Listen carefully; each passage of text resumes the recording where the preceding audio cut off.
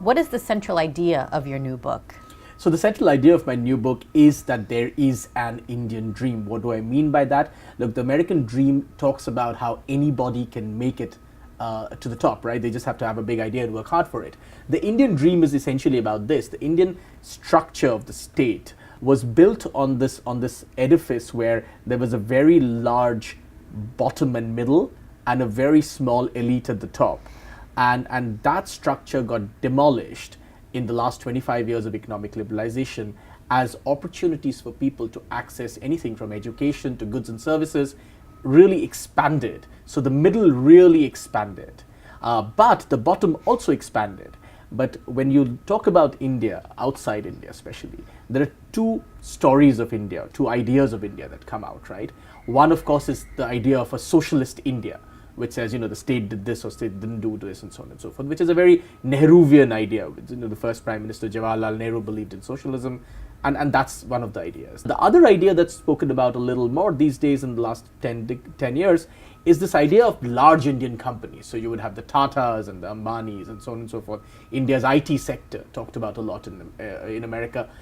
But there is a third and equally powerful, if not more powerful idea, which my book talks about, which is the quote-unquote informal sector, or literally millions and millions of entrepreneurs who've got an enormous opportunity to rise to the top in the last 25 years.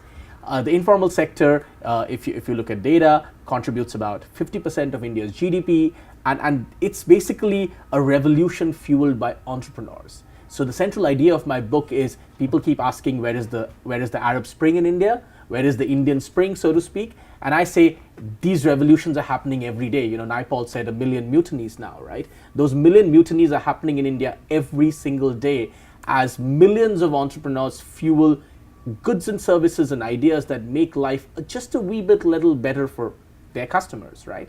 And it's a bottom-up, grounds-up revolution which very few people understand outside India. That, to me, is the Indian dream. Mm-hmm. If it weren't for this bottom-up revolution, there would be far more violence against the state in India. Because, look, I talk about this concept called per capita hope, and I say, it's not just that people got more things, they did go get more things, but what's the big difference between my parents' generation and my generation? My parents never dared to even dream that they would get X, Y, Z, right?